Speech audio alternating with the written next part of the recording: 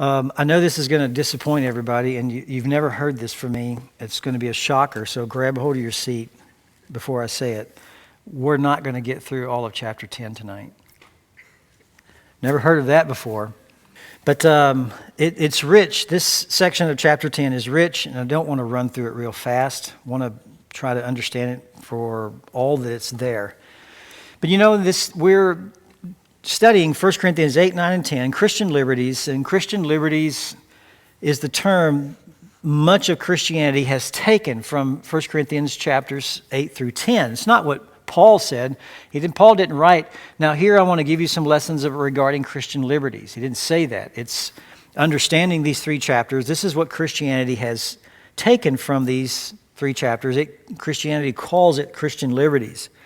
And what prompted this from Paul was the issue of meats offered to idols. That was first introduced in chapter 8.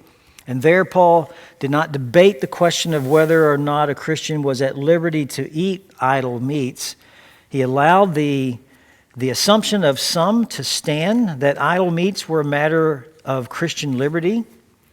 Some seem to be eating this meat and making a point of it, even though it caused some to stumble and follow their example. And as they followed their example, there were pangs in the conscience.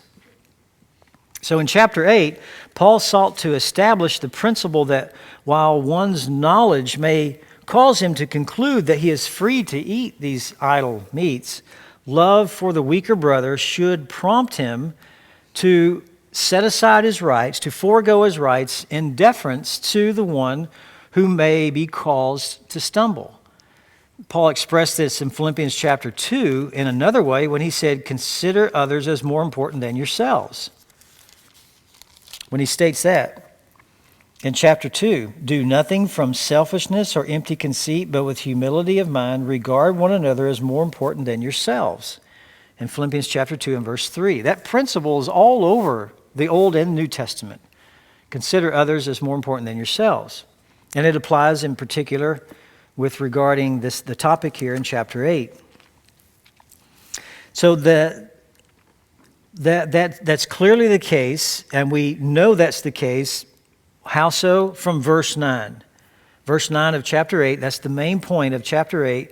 Take care of this liberty, that is eating meat to sacrifice to idols, that it does not become a stumbling block to the weak. Why is that bad? Why is that important? Verse 11 of chapter 8, because it ruins the brother. And verse 12 of chapter 8, it is a sin against Christ. And therefore, it is extremely important. So Paul's response at the end of chapter 8 is, I will never eat meat if it causes a brother to stumble. His concern for the sanctity, that is the sanctification of a brother in Christ, or any kind of action that would hinder his credibility in sharing the gospel or keep him from sharing the gospel, he will happily set aside so that the gospel may go forth in all of its clarity and all of its power. Now in chapter 9, Paul uses himself as an example of this kind of love regarding giving up one's Christian liberty for the benefit of others. Instead of referring to the liberty of eating idol meats, Paul cites a much clearer kind of liberty, one universally agreed upon without argument, without dispute. That is the right of an apostle to be financially supported in ministry. So here's an example from my own life. And the example I'm pulling from is the fact that I could have asked for and I had a right to be supported while I was ministering to you, but I did not avail myself of that right because I did not want you to think that I was some huckster circling through the town of Corinth just to be here for a few days to make a lot of money and then moving on. Don't want you to think that of me. Don't want you to look at me in any way like the others that come through here and peddle their wares, so to speak. So, as an example of his own life, he could have required this or asked this, but he did not. In spite of a host of authenticating proofs of his liberty, Paul reminded the Christians that he refused to exercise it, knowing that this would only enhance his eternal reward, but that it would also promote the proclamation of the gospel. Again, anything that would stand, that potentially stood in the place or in the way of the gospel going out, he would set aside. So out of love for God and men, Paul refused to exercise a liberty which could have been detrimental to his own ministry. I mean, he had to eat, and he had to be able to go places, and he had to be able to buy certain things in order to function, in order to do what he did. And so not asking for or having people not provide for him, even from other churches, that could have been detrimental to his own calling as an apostle. And in one point, we'll see as we study the book of Acts, at one point, Paul went to a city, and he was a tent maker by trade, and he would make these tents, and he had to continue to make the tents so that he could be self-sufficient. But when Timothy showed up, then Paul turned the tent making over to Timothy, and then Paul spent all his time preaching. And then the money that Timothy would make would be sufficient for him, for Timothy himself and Paul. So the principle laid down in chapter 8 is illustrated in chapter 9. If you think of me as a huckster, as one is just another of the three-ring circuses that come through here, don't think of me that way. I didn't burden you with money. I didn't ask you for money. I didn't have any kind of requirement for money. I ministered to you without cost, free. I preached to you the gospel only, without asking anything from you. So the conclusion in chapter 9, in the latter part of verse 22, I have become all things to all men, so that I may by all means save some. The reason? Verse 23. I do all things, 1, for the sake of the gospel, and 2, so that I may become a fellow partaker of it. That was Paul's life. He understood the value of the gospel. He understood what his mission in life was to preach to the Gentiles. And so he removed, or as best as he could, he removed everything that would stand in the way, that would hinder, that would hamper the gospel going out from him. So what's the role now of chapter 10?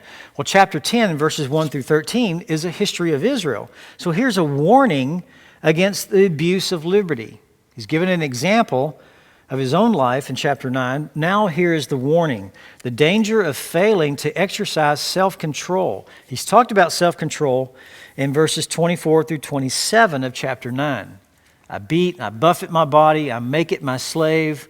I don't let it determine and dictate what it can and cannot do. I discipline it so that I may run this race and I may finish the race well. So the danger of failing to exercise self-control that Paul has talked about in the end of chapter 9 is now illustrated in chapter 10. Verses 1 through 13 uses numerous examples of the sins of Israelites during their wilderness wanderings. It's a warning to them, to the Corinthians, not to fall into the same trap as Israel did. All of Israel came out from Egypt. Only 2 of them reached the promised land. The majority were not self-controlled. They were not content. They grumbled. They wished that they were back in Egypt several times. They didn't like that they only had manna, and so the Lord gave them quail, gave them meat. They didn't like that they didn't have water, and so the Lord gave them water out of rocks at times. The Lord gave them guidance in a pillar of cloud by day and a pillar of fire by night. The Lord provided all this for them, but they were never content. They were not self-controlled. So knowing this, you and I, as well as the Corinthians reading this, should have 2 responses, and those are in verses 12 and 13. Therefore, let him who thinks he stands take heed that he does not fall. So if you, as the Israelites came out of Egypt, they were confident, they were overconfident, they were relying on themselves too much. They put themselves in positions they should not have been. They allowed themselves to grumble. They meditated and they thought of things that they should not have, and that changed their attitude, and their attitude showed up in murmuring against Moses and Aaron, and all the kinds of things happened. So if you're self-confident, you need to take heed. That's verse 12. If discouraged, you need to take hope. That's verse 13. No temptation has overtaken you, but such as is common to man, and God is faithful. He will not allow you to be tempted above what you are able. But with the temptation, will provide a way of escape. It always does. That's the principle there. So take hope. Temptations are common to man. God is faithful. He is faithful. And then we begin to look at Paul's application of that. His application of that is in verses 14 through 22. Verse 14, therefore, my beloved, flee from idolatry. You talk about temptation. You talk about putting yourself in positions where you should not. You entertaining thoughts that you should not entertain. Exposing yourself to things you should not be exposed to.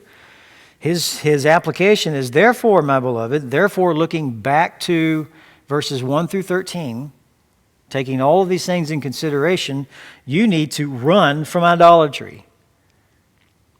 I understand that an idol is nothing, but is it the best thing to exercise your liberty and sit at a table with meat in a place where these meat are sacrificed to idols? No, you need to flee idolatry. And that's where he's going with this. So Paul has moved from warning them, verse 1 through 13, to expressly prohibiting temple attendance as a totally incompatible with the Christian life. He's going to do that in verses 14 through 22. It is a fellowship with demons, he's going to say. It's not a companionship with demons, because these are believers and we are believers. But it is a degree of partnering with demons. And we'll see that tonight. Sharing in the sacrifice meat is like sharing with the demons to which it was sacrificed. And that's what Paul is going to say. So the command is given in verse 14. Therefore, and we know that refers all the way back to verses 1 through 13. For this very reason, and just because of this, although the Corinthians have not been outwardly worshiping idols, in the text here, there's no implication that the Corinthians are already contaminated with idolatry, but there is the implication in the text here that they are in danger of becoming contaminated. They have been presumptuous by participating in what appeared to be innocent activities. So the argument in verses 15 through 22, what were the situations in which the Corinthians would face? Here it is. Number one, the question of whether a Corinthian Christian should eat idol meat at a meal that is part of a heathen worship ritual. That's the question that's going to be addressed in verses 15 through 22. Whether a Corinthian Christian should eat idol meat at a meal that is part of a heathen worship ritual. Last time we were together, last week, I was sitting in my office today and was thinking, I'm not sure that this can be recreated in our area. You'd have to go to a Buddhist temple. You would have to go to a Hindu temple. Something of that nature to recreate what you're talking about here. If the Roman Catholic Church has some dinner that's offered to the homeless people, and people can come and help the homeless, and everybody can sit down at a dinner, that's far different than what Paul's talking about here. So I'm not sure that it can be recreated unless you get into Hinduism, Buddhism, something like that, where they might offer these kinds of things to gods and worship their idols and everything.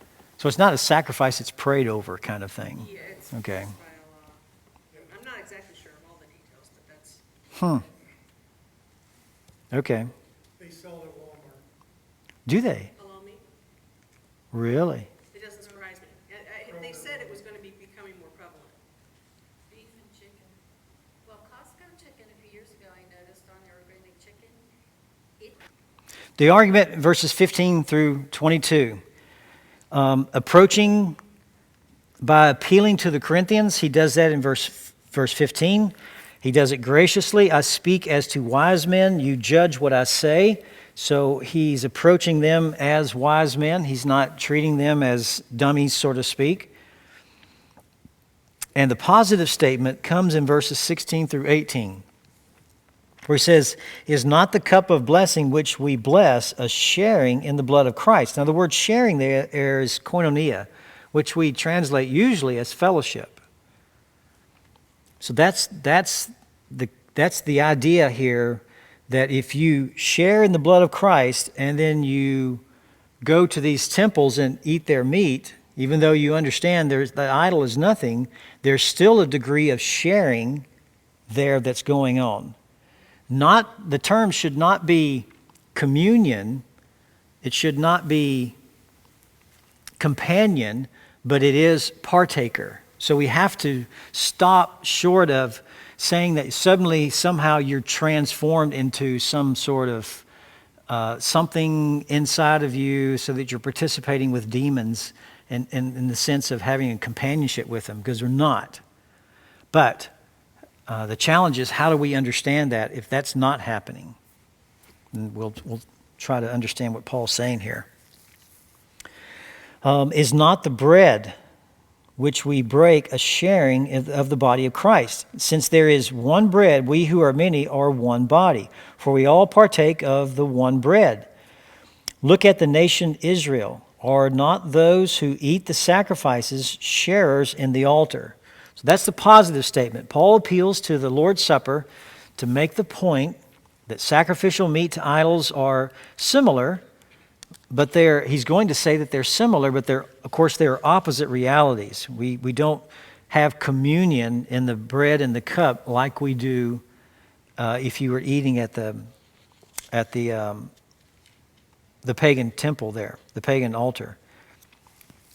So they are similar, but they're opposite realities, and he's making that point, and he's also doing this to admonish them to avoid any conscious contact with idolaters' rites, no matter how meaningless or benign they may seem. Each meal builds a bond between the participants and the deity honored in the meal.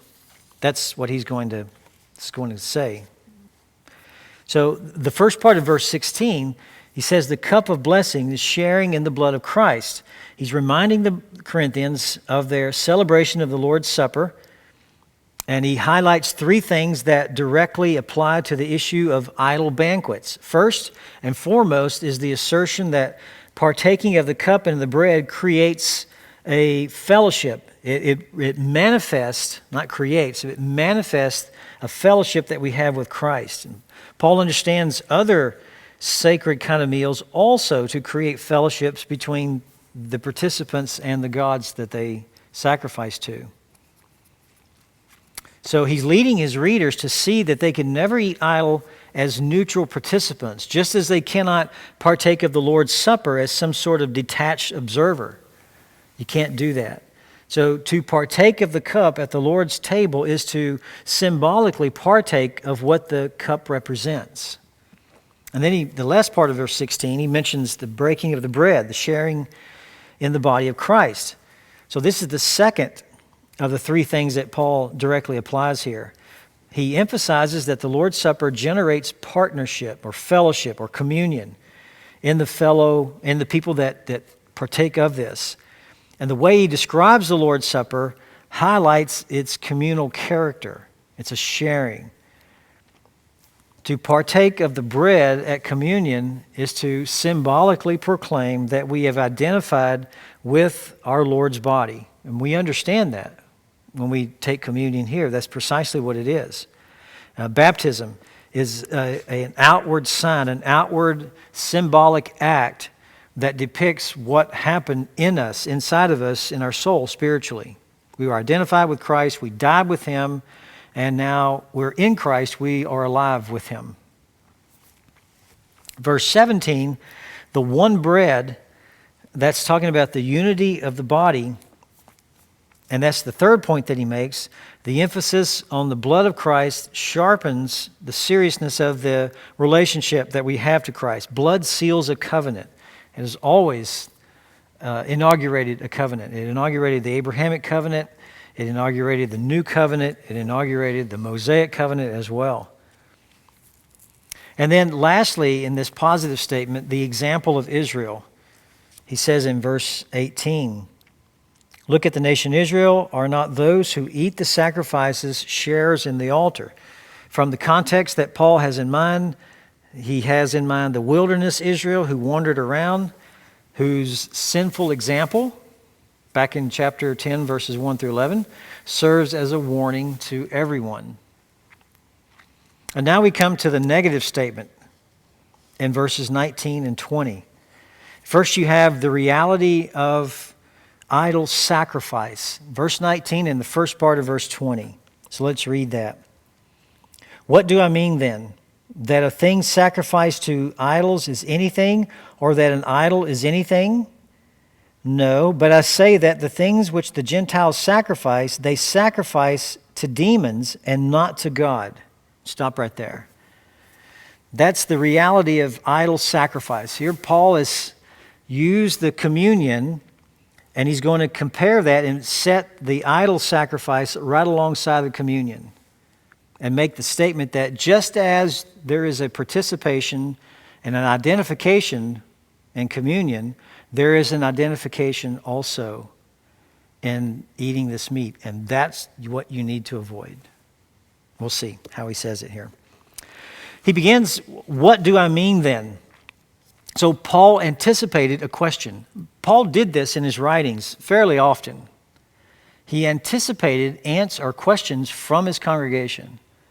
And when you see things like Romans 6, for example, when he begins Romans chapter 6 was, what shall we say then? Are we to continue in sin that grace may increase? Well, Paul is anticipating a question from his congregation. So he's sort of answering what he thinks will be an issue in the hearers, in the readers of his letter, which is always a challenge when you write an email. Is it not? How can you write this email so that no one thinks anything different than what you intend them to think? May the Lord bless you in your efforts. But that's the challenge in writing. That's why you wordsmith things, and you try to wordsmith things so well so that nobody goes off the deep end on either side by reading what you're writing. You're so clear, I can't go this way and I can't go that way because it's keeping me on the straight and narrow here. That's the challenge of writing things. So he anticipates a question. Paul anticipated an objection. And this is the objection. What do I mean then? Paul is aware that his statements might seem inconsistent with what he wrote in chapter 8, verse 4. Chapter 8, verse 4, he says, therefore, concerning the eating of things sacrificed to idols, we know that there is no such thing as an idol in the world. Now he's saying, you need to understand that there is a measure of participation in doing this. Now, wait a minute, Paul. Are you contradicting what you said earlier? And he understands that might be the case. And so he's careful to avoid stumbling into some form of belief in one God without denying the existence of other gods. Careful not to do that. He does not concede the existence of idols, but he does want to introduce a new wrinkle here to the problem that they have failed to see, and that is the complication of participating, of koinonia, of having fellowship with demons. And his two questions in verses 16 and verse 18 expect the answer yes. Verse 16, where he writes, is not the cup of blessing which we bless a sharing in the blood of Christ? Yes, of course it is. Verse 18,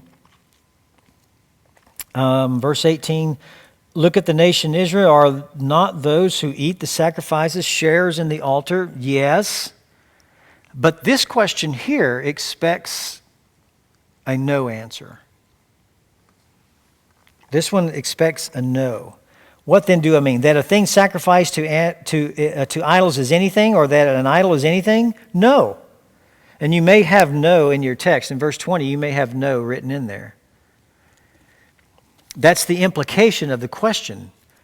If you have the word no written in there, it's probably in italicized. It's probably italic. Because literally, no is not there.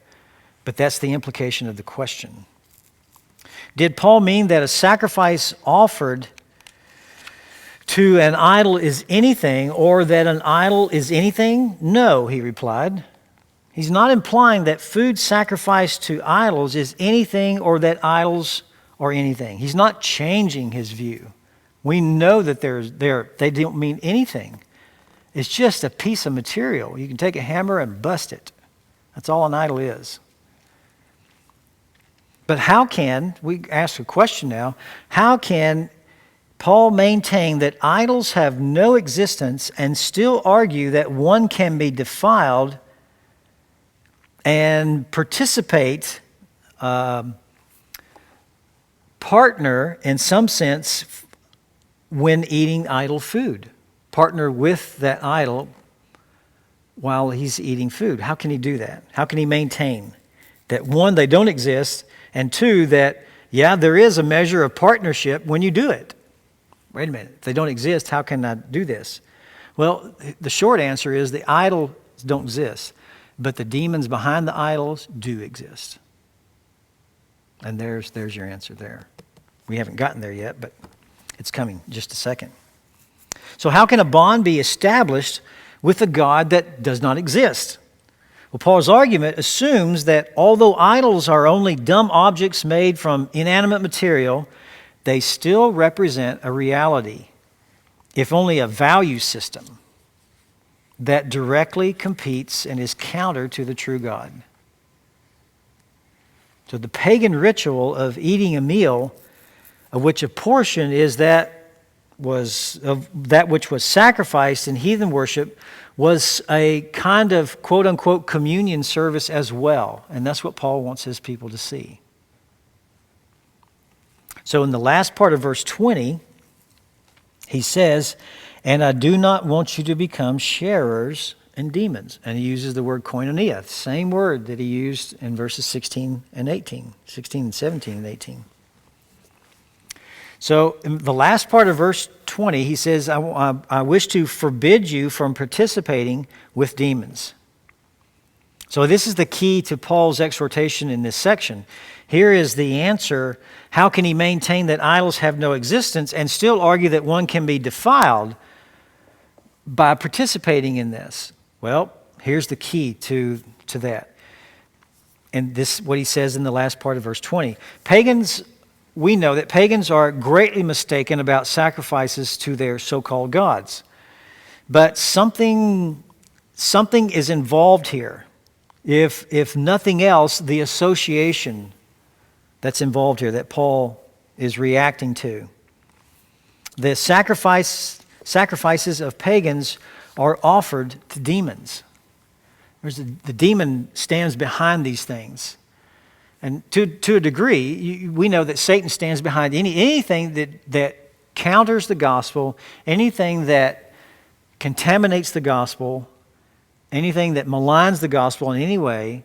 Satan is behind it. Whether he's directly behind it or 2 people behind it or 10 people behind it, he's behind it. Somewhere. He's behind it. And Paul understood that reality. We know that idols are only materials, nothing more. Therefore, the Corinthians do not become partakers with idols, but demons do exist.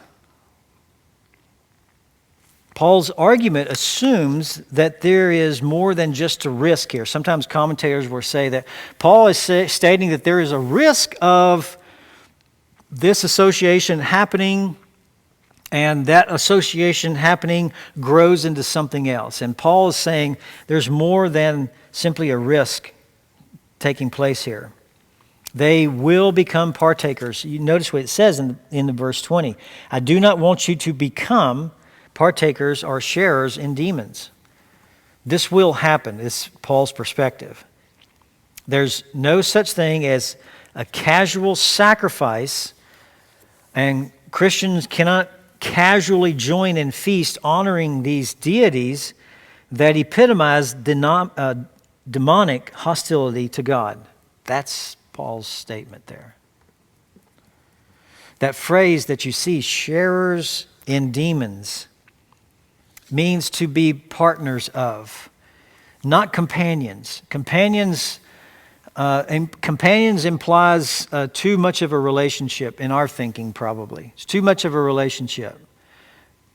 You can get close, but a believer will never lose his salvation. A true believer will never lose his salvation. He'll never become a companion with Satan because he's a believer. So we have to kind of choose our words as best we can. So the sharers in demons, look at it, think of it as to be partners of, not companions. One is connected with the powers of darkness. You've availed yourself of this and you should not have.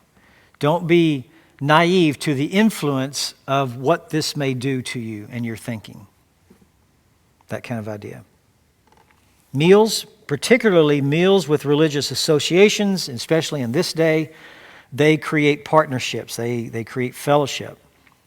And that's the horrible character of idolatry, and that's why believers should, Corinthians and us, should run from it. When the pagans worship idols by sacrificing to them, they are worshiping demons. They would not say that, but we know that behind this pagan worship, because it is contrary to God in many ways or in some ways, various ways, or even one way, if it's contrary to God, then behind it is Satan. That's his goal, is to take God's place. He wants to throw God off the throne and sit on the throne himself. Whatever he can do to do that, he will do that. He messed up Adam and Eve in the Garden of Eden. He tried to keep all the people that were living on earth in one spot, and they built this big tower up to heaven after God told them to scatter and fill the earth and subdue it, and they didn't do it. He's always thwarting God's plan in some way. He worked through Herod, and he killed all the baby Jewish boys 2 years old and under. Various ways that he has tried to stop this. So understand that truth there. So unlike the pagans and the unknowledgeable Christians in Corinth, Paul realized that pagans do not sacrifice to great gods whom Christians should fear. In this sense, an idol is nothing. Yet the sacrifices of pagans are made to real demons. And Paul insisted that the believers there in Corinth not be participants with demons. That's what he's writing. That's why he can say what he says in chapter 8, verse 4, and chapter 10 in verses 16, 18, and 19. The problem for Paul is not that the Corinthian believers join in camaraderie with idolaters, but that they become actual partners with demons. However innocent the believer's intentions might be, the result is that they give their assent to, perhaps they would in time collaborate with, and perhaps in time even swell the ranks of the demonic defiance, the demonic effort and counter to the sovereign God. And Paul says we have no fellowship. Light and darkness, as Paul would say in other places, light and darkness have no fellowship with one another. There's nothing in common. A believer and an unbeliever have very little in common when you really think about it. The things that we do have in common are extremely surface level, very much surface level. And the longer they spend together, the more they realize that.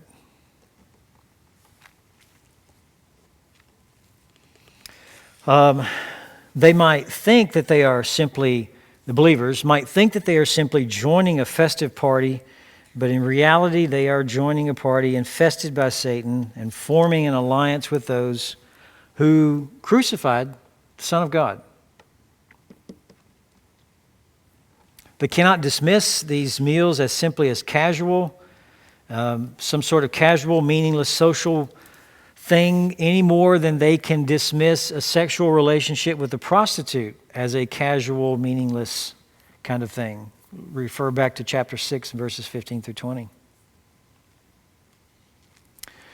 So when Christians participate in the pagan sacrifice meal by eating the idol meats, they, in some sense, partner themselves with the pagan sacrifice and with the heathen, with the heathens there that are eating there. And Paul wishes them to avoid that. They need to avoid that. So the conclusion is in verses 21 and 22. Paul writes, "You cannot drink the cup of the Lord and the cup of demons. You cannot partake of the table of the Lord and the table of demons. Or do we provoke the Lord to jealousy? We are not stronger than he, are we?" So you see the contrast that he makes between verses 21 and 22. So in verse 21, it's the impossibility of fellowship with God and with Satan. So drinking the cup, understood in the day in which Paul was living, drinking the cup of someone was understood as a means of entering into some sort of partnership relationship with that person to the point that one may share the destiny, whether it's good or not good. So in the pagans' eyes, there was the belief, the superstitious, unfounded belief, that there was some sort of union that was taking place. In different parts of the world, England, for example, England was extremely superstitious. We're looking at way back in the 1100s and the 1200s. Extremely superstitious. If you read some of the history of these parts, sort of like with the American Indians here, the medicine man would say something, and the whole tribe would believe it. It had no foundation, and nothing probably happened. But the whole tribe would act as though it's true. So some seer, soothsayer or something, would say something, "Yes, you will have victory in battle." And they believed it, and off they went. That kind of superstitious stuff. So that's being Paul's point here. You notice the contrast that he makes. The word Lord and demons, you see in verse 21. The cup of the Lord, the cup of demons. Partake of the table of the Lord, the table of demons. There's no article there. In other words, they're an authoress. What that means is it highlights the respective qualities of the cup. When there's no article, he's talking about the quality of something. So you have the quality of, what does he say in verse 21? You have something that's of the quality of the cup of the Lord, and then something that's of the quality of the cup of demons, and they just do not mix at all. Drinking the cup of the Lord, which represents the binding covenant relationship with God, excludes drinking from the cup of demons. So understand, in the context here, to eat food from the table of the Lord is to eat sacred food. And to eat food from the table of an idol is to eat food sacred to that deity. Even though we know the deity doesn't exist, as he says in chapter 8, verse 4, understand that this partnership that seems to take place, that will take place, you cannot participate in things of light and you cannot participate in things of darkness. That's what Paul is saying. Demons have no power over believers. Even when Christians eat an idol in idols' temples, we understand that. But such a union with demons corrupts the sanctity of the believer's relationship with Christ, just as fornication with a prostitute would corrupt the sanctity of that believer.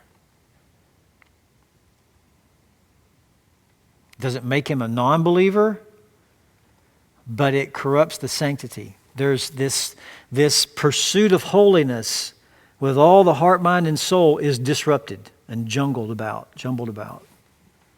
And that's not what we ought to be doing. We ought to be pursuing holiness with everything. And verse 22, idolatry is offensive to God. It provoked God. And note in verse 22, or do we. Note that Paul said we instead of you. And it shows that he addresses not one isolated group in the church of Corinth, but all of the Corinthians, and he includes himself with them. And he says, or do we provoke the Lord to jealousy? The question, we will continue to provoke the Lord to jealousy. It assumes that the Corinthians know that God is a jealous God and who allows no rivals. All of the references to God's jealousy in the books of Moses, the first 5 books, that jealousy is provoked by idol worship. God is God is occasionally portrayed in Scripture as a jealous, possessive husband. Jeremiah chapter 31 and verse 32 is one reference. Jeremiah 31:32. Another reference that you could look up is Hosea chapter 2 and verses 1 through 13.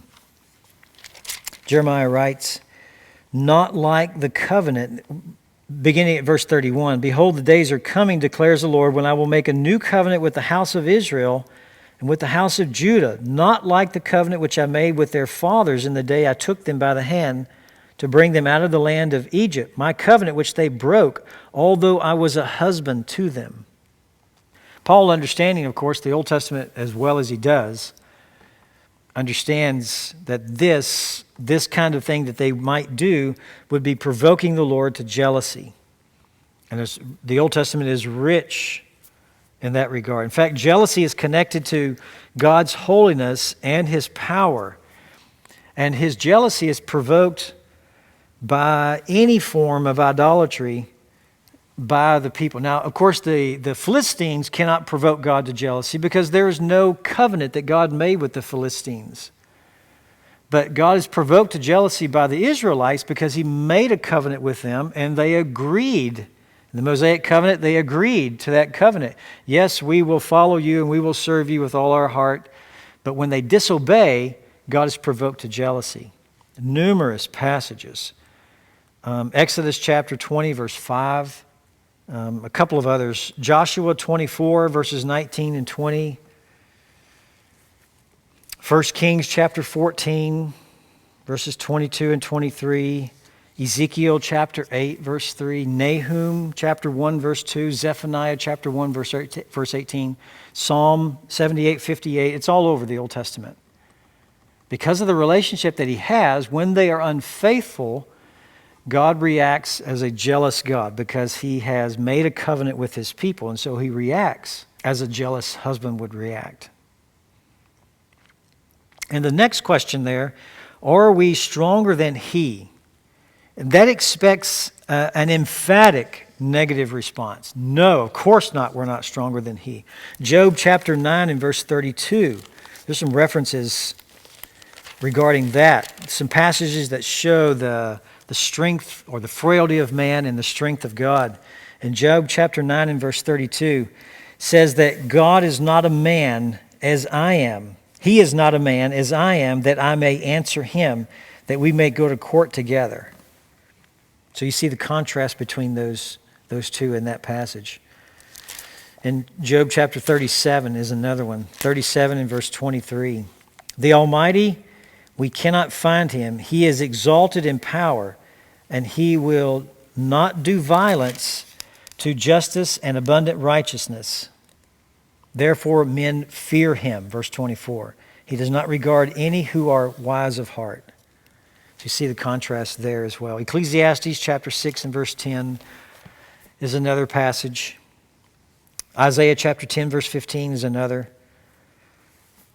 Paul does not warn against the power of the demons. He's not saying be scared of the demons, be afraid of the demons, shudder because of what the demons may do to you if you do this or don't do this. So there's no warning about the power of the demons, but the warning comes about the jealousy of the Lord. God is a jealous God. So He warns about the jealousy of the Lord. All of that, verses 14 through 22, is Paul's application. It addressed the subject of meats offered to idols in the context of one's relationship to God through Jesus Christ and symbolized by one's partaking in communion. So what does verses 23 through 33 do? Well, it addresses the subject of idol meats in the context of one's relationship to his own conscience and to others. You shouldn't do this because there is a partnership there. Don't do this. Now he's going to address that, a subject of idol meats in the context of one's relationship to his own conscience and to others.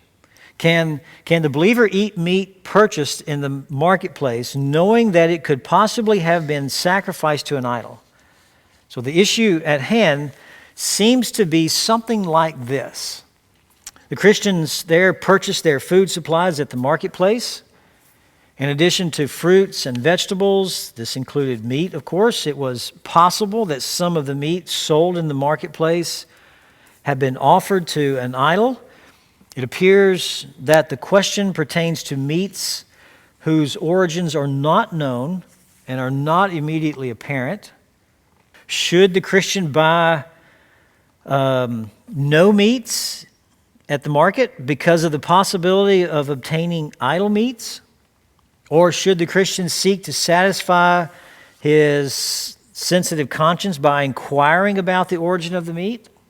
In this case and in the next, Paul seems to change his focus. In verses 14 through 22, he addressed those liberated saints who had no qualms about eating idol meats, and they felt free to do so, and Paul instructed them, this is not the best thing to do, you should not do this.